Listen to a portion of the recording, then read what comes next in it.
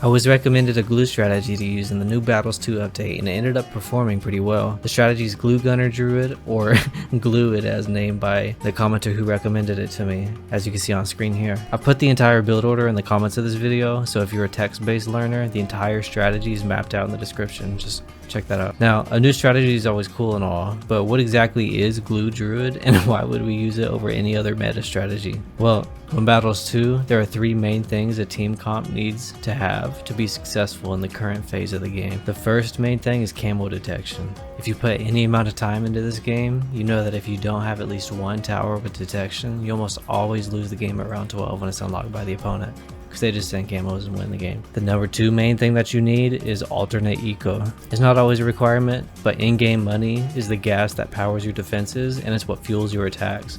The standard economy gameplay, just by sending balloon sends at your opponent, is strong for the early to mid game, but in the late game when you send blimp wave attacks at your opponent, you lose your standard economy, and just sending 4 or 5 attacks can just completely destroy your standard balloon eco. So this is where alternate eco comes in.